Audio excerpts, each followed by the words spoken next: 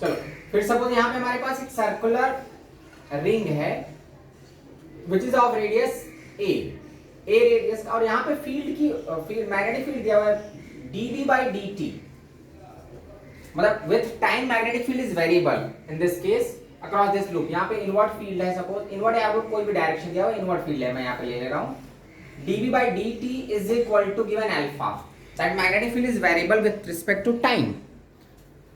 तो dv by dt is given alpha, मतलब जो फील्ड है इस लूप के क्रॉस, इस लूप के अंदर जो फील्ड है that field is variable. Now I have to find the EMF induced, इस लूप के क्रॉस कितना ईएमएफ इंड्यूस्ड होगा।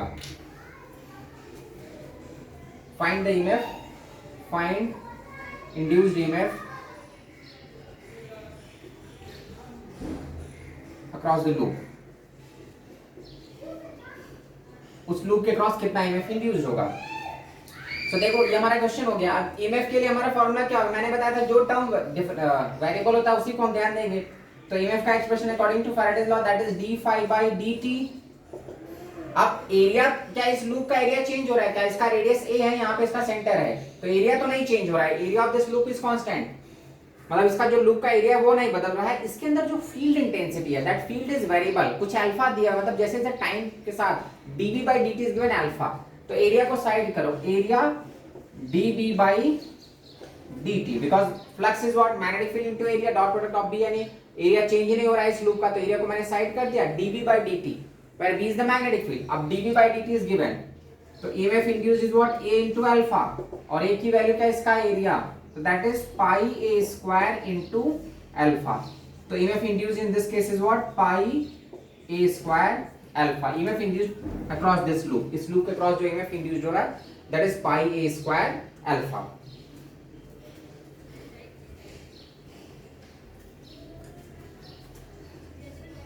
चलो नेक्स्ट क्वेश्चन देखते हैं।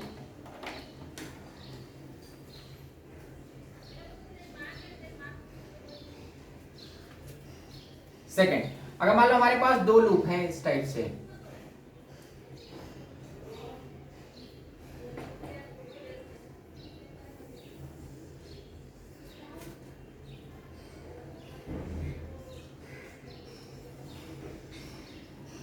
ये दो लूप साथ में कनेक्टेड हैं, फर्स्ट का रेडियस है b, सेकंड का रेडियस है a, और दोनों में इनवर्ट मैग्नेटिक फील्ड है।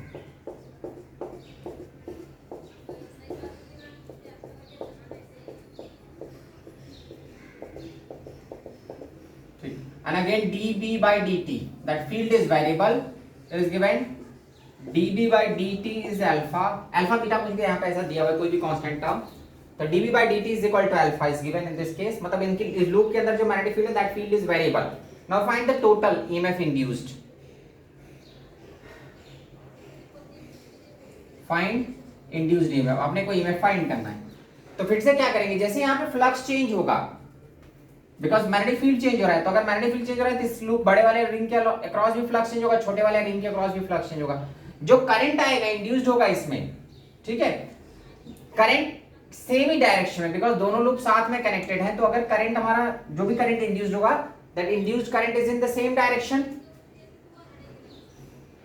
तो अगर इसमें करंट इस टाइप से यहाँ पे डेवलप हुआ तो वही सेम करंट ऐसे जाएगा, मतलब दोनों में करंट का डायरेक्शन सेम ही रहेगा, बिकॉज ये साथ में कनेक्टेड, इसमें भी करंट आएगा वही सेम करंट सेम डायरेक्शन इसमें भी फ्लो करेगा, बिकॉज दोनों में मैग्नेटिक फील्ड का डायरेक्शन सेम है, करंट भी सेम है। तो whatever is the EMF induced in this loop, same EMF, मतलब सेम डायरेक्शन में ईएमएफ इसमें भी इंड्यूस होगा, बिकॉज करंट जो यहाँ पे करंट इंड्यूस हो रहा है वो एक दूसरे को अपोज नहीं करें, इसका करंट फ्लो करते हुए जाएगा, इसमें भी अगर इसमें एंटी क्लॉकवाइज है तो आगे जाके भी क्या होगा, वो एंटी क्लॉकवाइज ही रहेगा, फिर इसमें भी एंटी क्लॉकवाइज। तो बड़े वाले लूप में भी एंटी क्लॉकवाइज करंट है, छोटे वाले लूप में भी करंट क्या है, एंटी क्लॉकवाइज डायरेक्शन में ही है, that magnetic field is variable. Clear. तो अगर यहाँ पे एंटी क्लॉकवाइज है तो इसमें भी एंटी क्लॉक, मतलब दोनों का करंट सेम है तो दोनों के ईएमएफ ऐड हो जाएंगे, मतलब इसका ईएमएफ इसके साथ ऐड होगा। I have to find the net EMF. So net EMF क्या होगा, टोटल एरिया कितना ले लोगे, so EMF is equal to again area side में करो dB by dt, तो एरिया ऑफ द ये हमारा जो बिगर लूप है प्लस स्मॉलर, दोनों एरिया को हम लेंगे a1 plus a2 into dB by dt। अब ईएमएफ निकाल लो, तो EMF is equal to dB by dt is given alpha a1 plus a2, area of this loop का एरिया क्या हो जाएगा, पाई b स्क्वायर प्लस छोटे वाले लूप का area pi a square into dv by d t is what alpha. तो EMF induced is same, ये हमारा, या EMF is equal to pi alpha को साइड कर दो, a square plus b square, this what the net EMF. हाँ बोलो।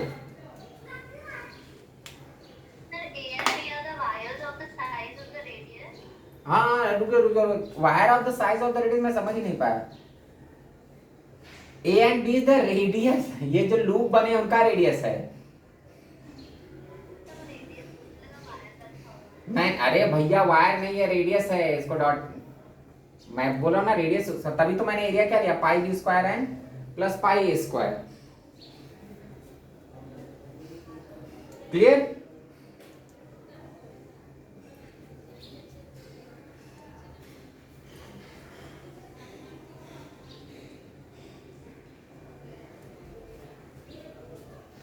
चलो अब नेक्स्ट क्वेश्चन देखेंगे, इसको रब कर रहा हूं मैं।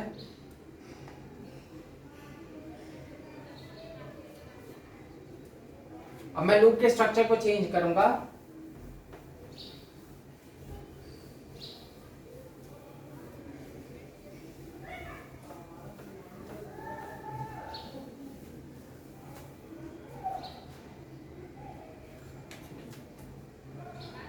थर्ड क्वेश्चन देखो, अगर समझो समझो ऐसा है लूप,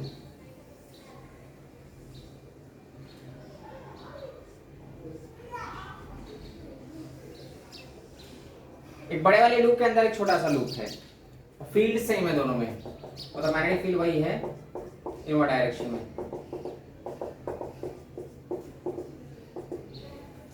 ठीक है, ये मत समझ आए मोटा सा वायर है, पतला वायर ही है लेकिन लूप इस टाइप से, बड़े लूप के अंदर छोटा लूप है। ठीक है, जो इनर लूप है, the radius of the inner loop is A and radius of the outer loop is B. छोटे वाले लूप का रेडियस ए लिया मैंने, बड़े वाले लूप का रेडियस बी लिया है। नाउ फाइंड, यहां पे here also magnetic field is variable, this is given dv by dt is alpha, मतलब मैग्नेटिक फील्ड वेरिएबल है। I have to find the induced EMF, net induced EMF and the current, दोनों निकालना है। EMF induce कितना होगा और current कितना flow करेगा इसमें। इन केस अगर रेजिस्टेंस और मतलब resistance per unit length is given R by L is given lambda इस टाइप से, जो मतलब वायर का रेजिस्टेंस पर यूनिट, एक यूनिट लेंथ में जो रेजिस्टेंस है that is R by L is equal to lambda, that is given resistance per unit length per unit, मतलब इस वायर का रेजिस्टेंस भी दिया है तो हमको करंट भी निकालना है। फाइंड ईएमएफ, दोनों चीजें निकालना है, ईएमएफ बताओ और कितना करंट फ्लो करेगा इन दिस केस। अब देखो करंट तो फ्लो करेगा, करंट क्यों फ्लो करेगा, बिकॉज मैग्नेटिक फील्ड वेरिएबल है इस दोनों लूप के क्रॉस। अगर मैग्नेटिक फील्ड वेरिएबल है तो फ्लक्स चेंज होगा, फ्लक्स चेंज होगा तो ईएमएफ इंड्यूस्ड होगा। तो because of that EMF induced, इस लूप का नेट ईएमएफ निकालो। फिर एक बार ईएमएफ मालूम चल गया तो करंट तो सिंपल होता है, ईएमएफ डिवाइड बाय रेजिस्टेंस, हम रेजिस्टेंस निकाल लेंगे, उसके बाद हम डिवाइड कर देंगे तो हमको करंट मिल जाएगा। तो करंट में ज्यादा परेशानी नहीं, ईएमएफ निकालना जरूरी है। ईएमएफ में हमको देखना पड़ेगा कि जो करंट है दोनों में वो सेम डायरेक्शन में है या अपोजिट डायरेक्शन में। जरा सोचो, यहाँ पे अगर इसमें करंट एंटी क्लॉकवाइज में जाता है डायरेक्शन में, ठीक है, बड़े वाले लूप में अगर करंट एंटी क्लॉकवाइज जाता है तो छोटे वाले लूप में क्या सेम डायरेक्शन में जाएगा या उल्टा हो जाएगा?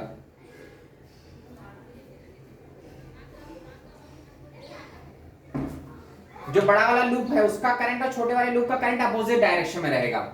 अगर ऊपर वाले लूप में करंट एंटी क्लॉकवाइज है तो छोटे वाले लूप में किधर जाएगा? क्लॉकवाइज।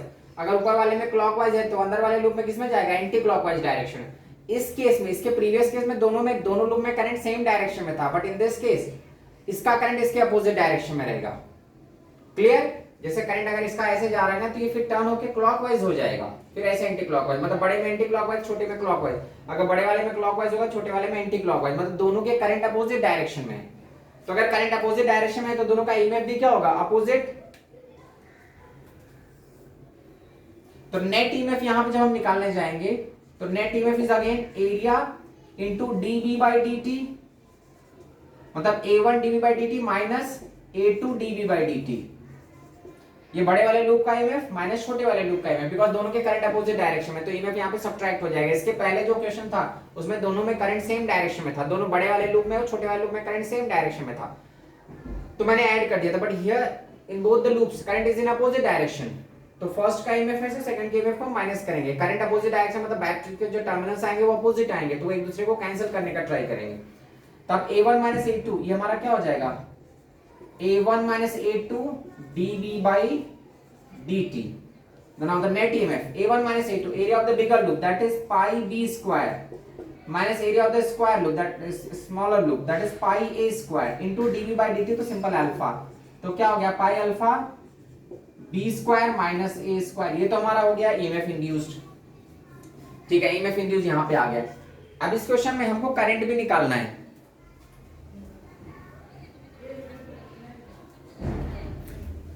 ठीक है, in this question you have to find the current. अब करंट के लिए हम क्या करेंगे, रेजिस्टेंस निकालो। अब ये वोल्टेज तो मिल गया, if we can get the resistance. अब रेजिस्टेंस हमको मालूम है कि R by L per unit length lambda है रेजिस्टेंस, तो टोटल रेजिस्टेंस क्या होगा। रेजिस्टेंस में करंट के डायरेक्शन से कुछ मतलब नहीं, रेजिस्टेंस तो पूरे लूप का हम लेंगे, दोनों का मिला के। तो इसका ऊपर वाले का लेंथ कितना होगा 2 पाई b और अंदर वाले लूप का लेंथ कितना होगा 2 पाई a। ये जो वायर है, the length of this wire is what 2 pi a and length of the bigger loop is what 2 pi b। तो टोटल जो रेजिस्टेंस हो जाएगा इस पूरे फ्रेम का रेजिस्टेंस कितना हो जाएगा 2 लैम्डा इनटू, एक पॉइंट पे लैम्डा रेजिस्टेंस है, तो lambda into 2 pi a plus 2 pi b, this is what the total resistance इस पूरे लूप का। ये जो इनर लूप छोटा सा है, आउटर लूप बड़ा सा है, तो टोटल लेंथ कितना आ रहा है, आउटर का 2 पाई b और इनर का 2 पाई a। सो एक पॉइंट पे लैम्डा ये दिया हुआ है क्वेश्चन में कि एक पॉइंट पे रेजिस्टेंस लैम्डा है, तो टोटल वायर पे कितना हो जाएगा lambda into 2 pi a plus 2 pi b। तब बस इसी करंट अगर हमको चाहिए तो EMF divide by resistance, EMF हमने निकाला है pi alpha b square minus a square whole divide by, इसमें भी 2 पाई कॉमन हो जाएगा, तो 2 pi lambda a plus b। इसको ओपन करोगे ना b square minus a square, तो a प्लस b कैंसिल भी हो जाएगा, बिकॉज ये a square minus b square minus a square क्या होगा b plus a b minus a, तो एक कट जाएगा बच जाएगा पाई पाई भी कट जाएगा। तो what we are going to get, ऊपर अल्फा बचेगा b माइनस a और नीचे हमारा बचेगा 2 लैम्डा, हो गया केवल 2 लैम्डा।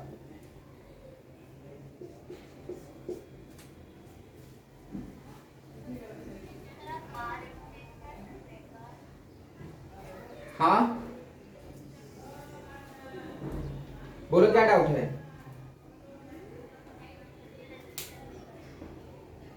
अरे क्या आवाज नहीं आ रही तुम्हारी।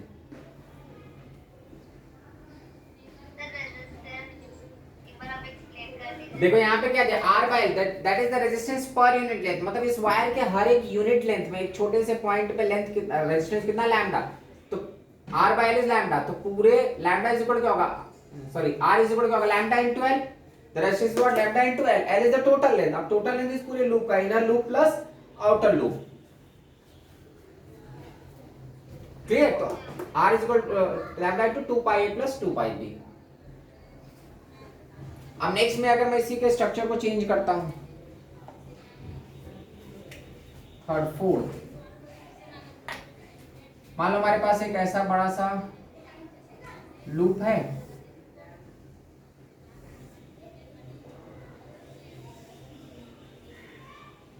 ऐसे हैं दो लूप कनेक्टेड हैं इस टाइप से, मतलब ऐसे ये लूप है इस टाइप से, ये ऐसे गया है ऐसे, फिर यहाँ पे उठा दिया है मैंने, मतलब वायर टच नहीं कर रहे हैं एक दूसरे को, फिर इधर से ऐसे आया हुआ है, ये लूप है, इसका रेडियस है हमारा b और इनर छोटे वाले का रेडियस a है, and here also magnetic field is variable, again it is given dv by dt is equal to alpha दिया हुआ है, वेरिएबल है magnetic field, here also magnetic field is variable. Now again I have to find the net, कितना EMF induce करेगा इसके अंदर, इन direction मैंने field. अब जरा सोचो EMF के लिए करंट का डायरेक्शन, दोनों में करंट सेम डायरेक्शन में होगा या अपोजिट डायरेक्शन में, दोनों लूप में, बड़े वाले लूप में और छोटे वाले लूप में।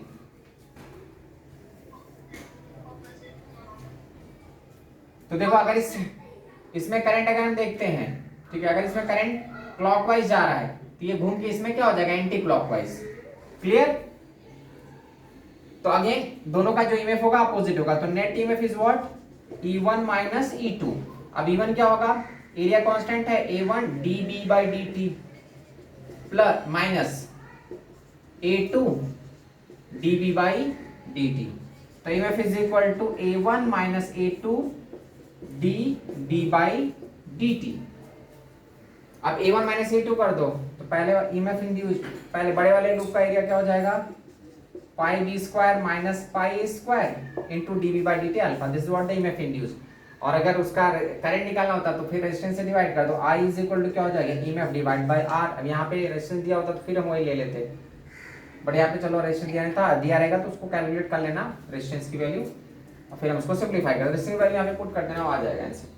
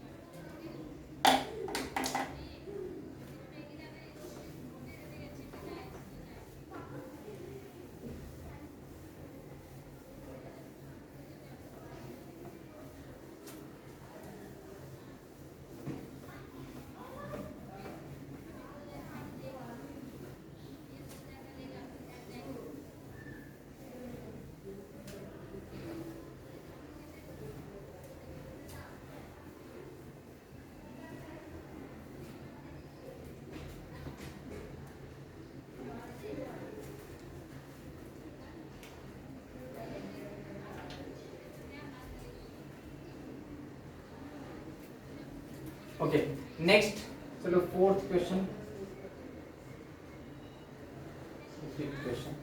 अगर सपोज करो हमारे पास एक वायर है and there is a circular loop जिसमें करंट आ ही जा रहा है, और उसके अराउंड एक रिंग है, मतलब इस वायर के अराउंड अलोंग एक रिंग है बी रेडियस का, तो this the ring and this ring is rotating with angular velocity omega. ये जो है रिंग एंगुलर वेलोसिटी ओमेगा से रोटेट कर रहा है, मतलब उसी प्लेन में, जिस प्लेन में वायर है उसी प्लेन में वो रिंग भी है, and this ring is rotating like this. जैसे चक्र नहीं होता कृष्ण भगवान का, तो वो चक्र क्या होता है, फिंगर पे घूमते रहता है, तो समझो ये चक्र है वो, और फिंगर क्या है, फिंगर में करंट है आई, तो इस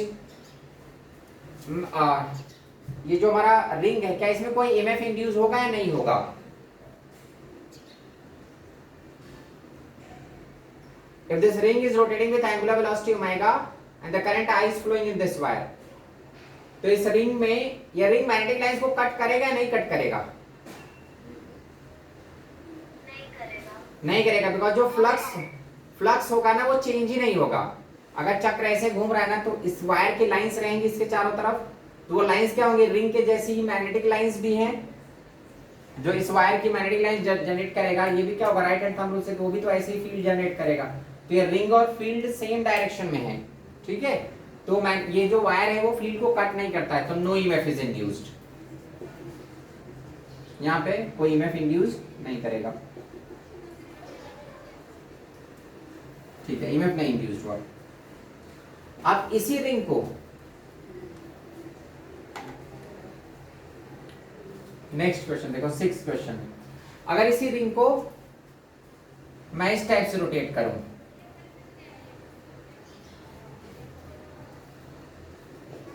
यहां पे मैग्नेटिक फील्ड है,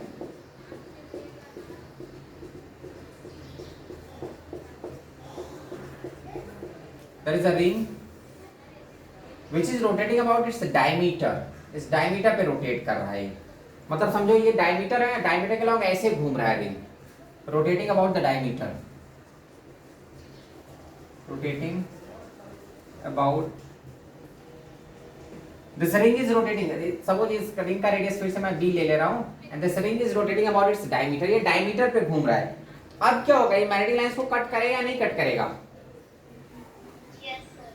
डायमीटर इसका ऐसा है, रिंग ऐसे है, तो रिंग क्या कर रहा है, इस टाइप से अभी घूम रहा है, क्लियर, चक्र के जैसा नहीं घूम रहा है अभी, ये पूरा इस प्लेन में रोटेट कर रहा है, क्लियर। तो अगर वो डायमीटर पे रोटेट करता तो ये मैग्नेटिक लाइंस को कट करेगा, बिकॉज मैग्नेटिक लाइंस ऐसे हैं और ये डिस्क का प्लेन ऐसे, रिंग का प्लेन ऐसे, तो जब ऐसे टर्न करेगा तो कट करेगा। अब यहाँ पे हमको ईएमएफ निकालना है, and it is rotating about the diameter with omega, angular velocity omega से वो रोटेट कर रहा है। Now I have to find the EMF induced across this ring, इस रिंग के अक्रॉस कितना ईएमएफ इंड्यूस्ड होगा। अब सोचो यहाँ पे किसको डिफरेंशिएट करूं मैं, क्या वेरिएबल है, मैग्नेटिक फील्ड कांस्टेंट है, ये बी कांस्टेंट दिया है मैंने, मैग्नेटिक फील्ड भी कांस्टेंट है अक्रॉस दैट रिंग, एरिया भी नहीं बदल रहा है, उसके घूमने से उसका एरिया नहीं बदलेगा, एरिया भी सेम है, मैग्नेटिक फील्ड भी सेम है। तो हम ईएमएफ कैसे निकालेंगे? और मैग्नेटिक लाइंस कट हो रही हैं, ये भी हमको दिख रहा है कि मैग्नेटिक लाइंस कट होंगी तो ईएमएफ इंड्यूस करेगा ही करेगा वो। तो ईएमएफ कैसे निकालेंगे फिर इस केस में?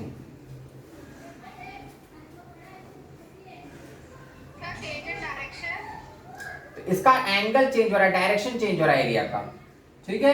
तो बस वही एंगल को हम डिफरेंशिएट करेंगे। तो ईएमएफ क्या हो जाएगा? B A d d t of cos omega t. यहाँ पे हमारा वही एंगल जो एरिया और मैग्नेटिक फील्ड के बीच का जो एंगल है ना वो बदल रहा है, थीटा बदल रहा है। बिकॉज ऐसे रखा हुआ है तो एरिया और मैग्नेटिक फील्ड सेम डायरेक्शन में है, जैसे टर्न होगा एंगल बदल जाएगा, only that angle is variable. तो b A d d t of cos omega t, and cos omega t का डिफरेंशिएशन, तो यहाँ पे ईएमएफ कितना हो जाएगा? B a differentiation of cos omega t is what? Minus omega sine omega t. तो EMF is what? B omega sine omega t. This is what the EMF induced across this loop.